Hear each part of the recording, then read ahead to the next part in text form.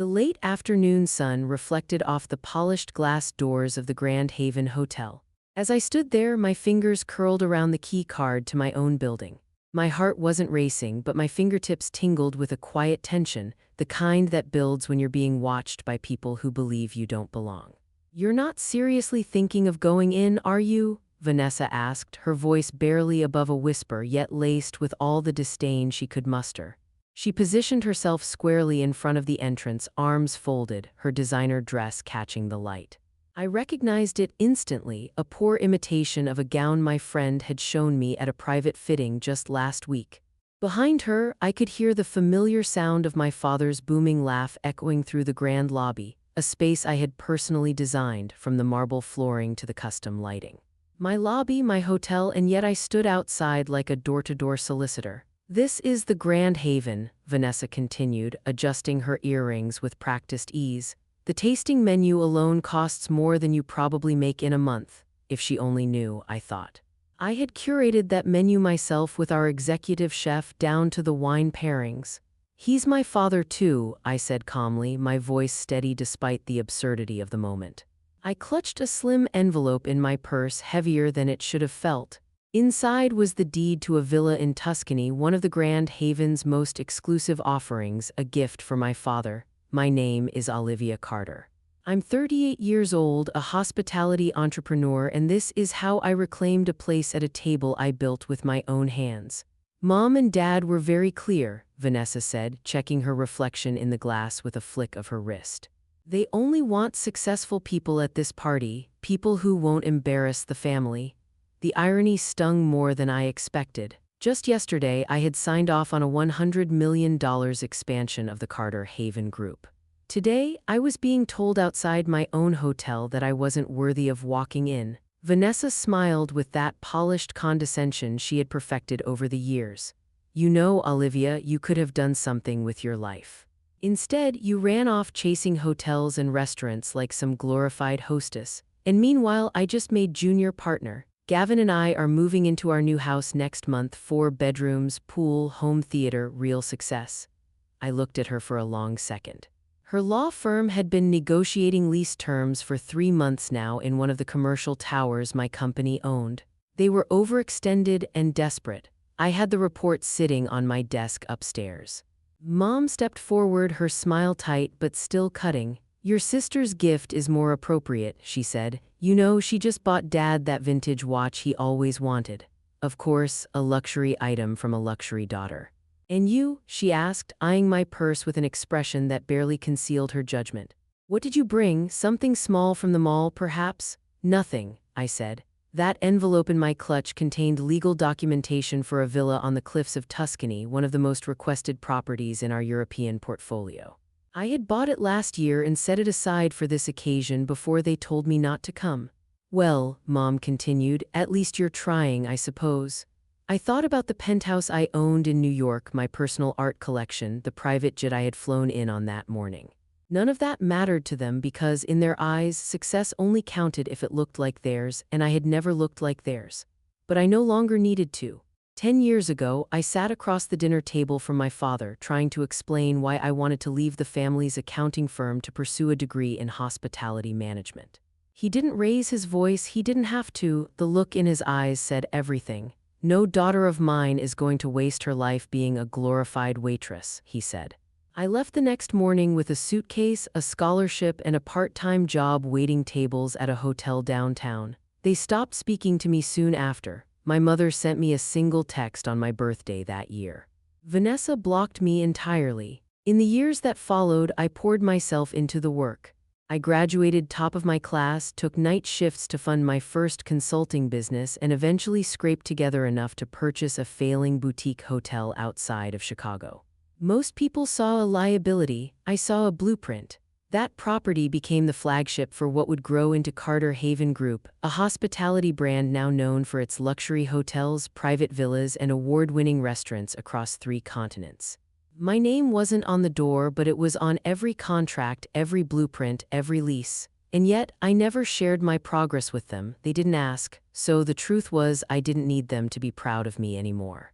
What I needed, what I craved, was simple: to be seen as someone who mattered. Not for what I looked like, not for how many promotions I could flaunt, but for what I had built, quietly, persistently, alone. I let them believe what they wanted to believe, that I was struggling, that I had chosen the wrong path, that I was an embarrassment. And I let them live in that illusion because I no longer needed their permission to succeed. Their rejection had given me the freedom to define success on my own terms. Now, as I stood at the doors of the Grand Haven, their words echoed like a faded memory, powerless, thin, and small.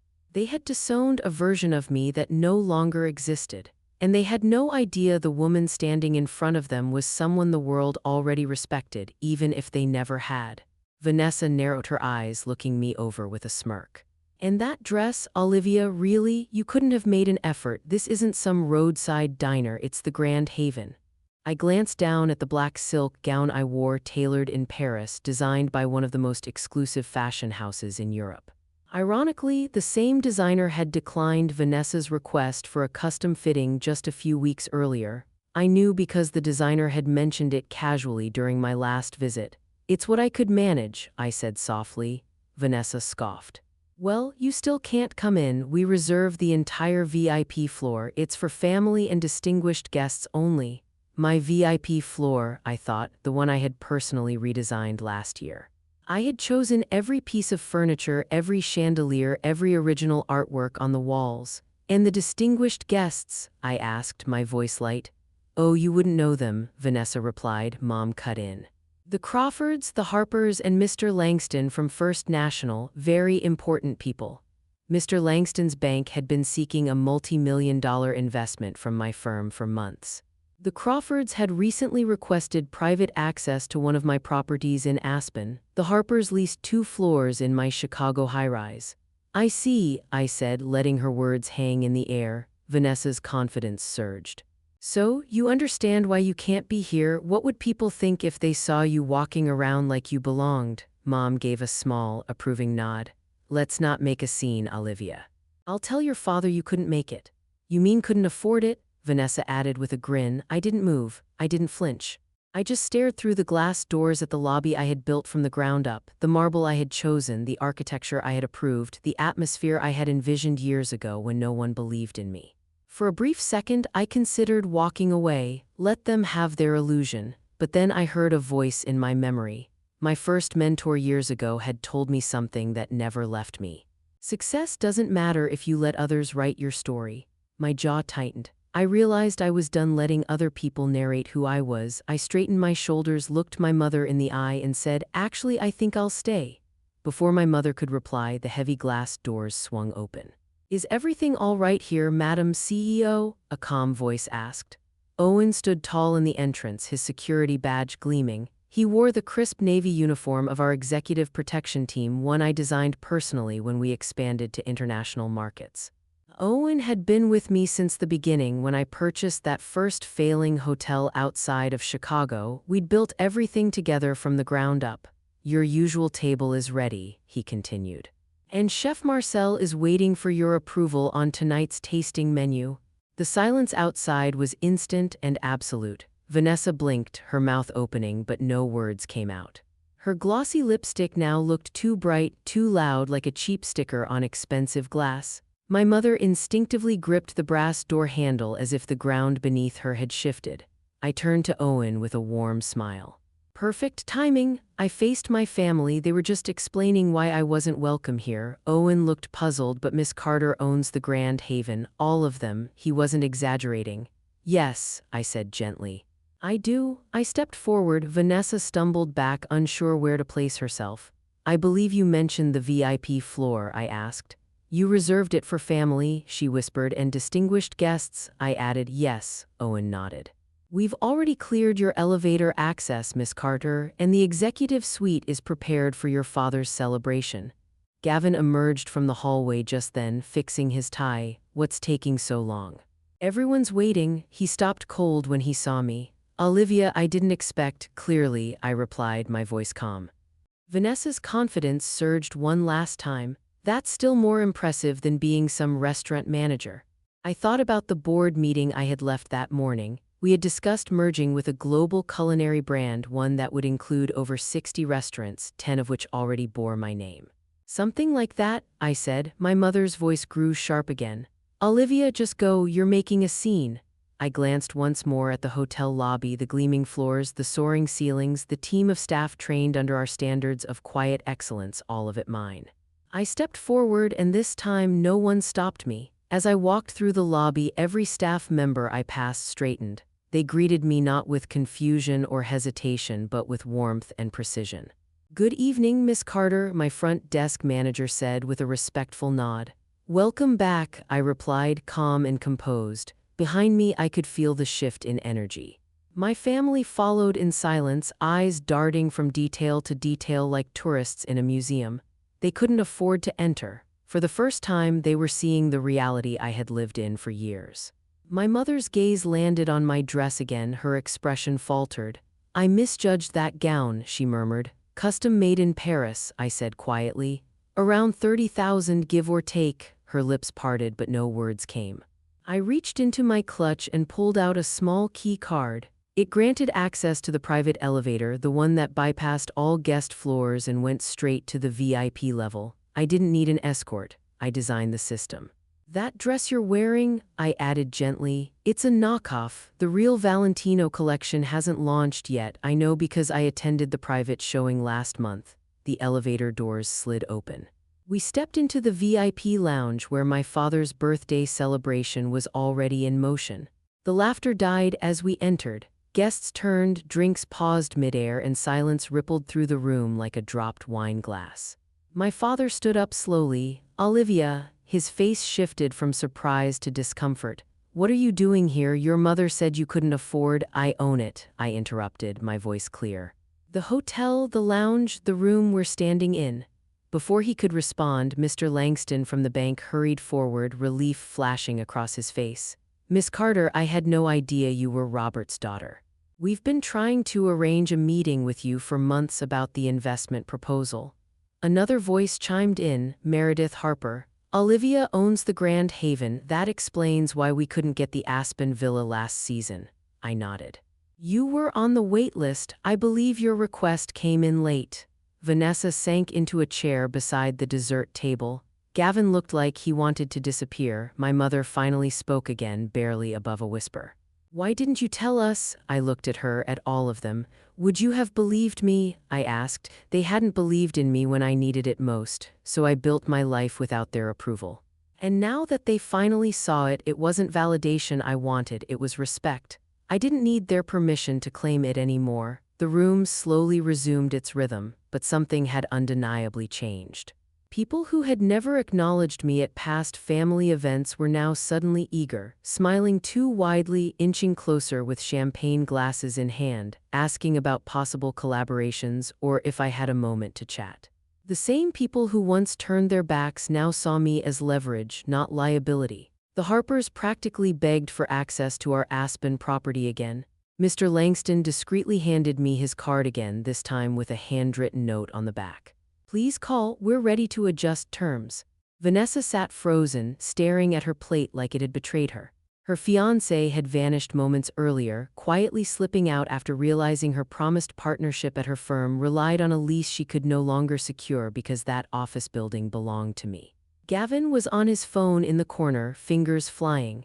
Judging by his expression, I guessed he was updating his resume or perhaps texting his boss, worried about the acquisition rumors that were more than just rumors.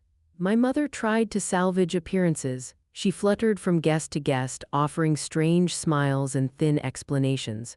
"We always knew Olivia was special, just private, so humble," she said, her voice cracking once or twice. But she never stopped talking. She couldn't afford to. Through it all, I said very little. There was no need. I wasn't angry. I wasn't trying to humiliate them. I simply let the truth stand tall beside me.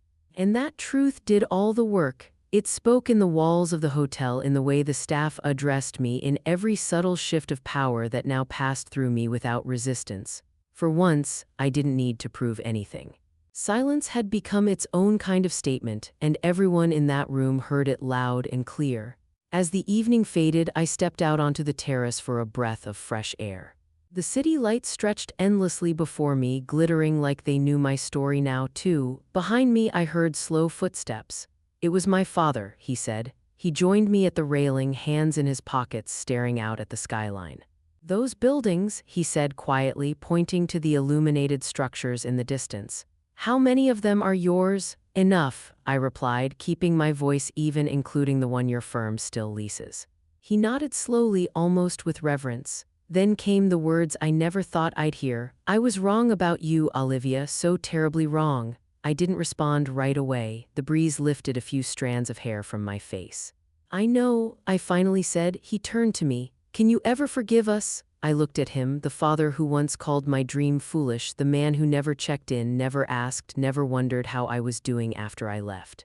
"Forgiveness isn't the issue, Dad," I said softly. "It's respect. You never respected my choices. You only see value now because it's measurable." He looked down, silent. "And now," I added with the faintest smile, "you can tell your friends your daughter owns the Grand Haven." That should make for a nice conversation starter at dinner parties. He didn't laugh, he just nodded again, slower this time. I didn't need his apology, because standing there, overlooking the empire I built on my own, I had something far more powerful: peace. I left my father standing on the terrace and made my way upstairs to my private office. The quiet hum of the elevator, the familiar scent of polished wood and soft florals, it all grounded me. I stepped into the space I had designed myself, overlooking the city that once seemed so far out of reach. Every light outside that window represented a chapter in my story. Not a single one was handed to me. I had earned them. Tomorrow, things would shift. Vanessa would no longer be the golden child. My mother would rewrite history in her mind, telling herself she'd always seen my potential. Gavin's bank would likely face a merger, and he'd find himself reporting to someone who once couldn't afford the tasting menu. And me? I'd continue building quietly, steadily, without their permission. I didn't need to reclaim a place at their table because I had built a new one, a better one. And this time, I chose who got to sit beside me. So, if you've ever been told you weren't good enough, if you've been underestimated, dismissed, or excluded by the very people who should have believed in you the most, remember this: some tables aren't worth returning to. Build your own, under your own roof, with your own hands. And when you're ready, sit tall, because that silence they gave you, it was the space you needed to rise. If this story resonated with you, don't forget to like, share, or leave a comment. Your voice matters just like hers.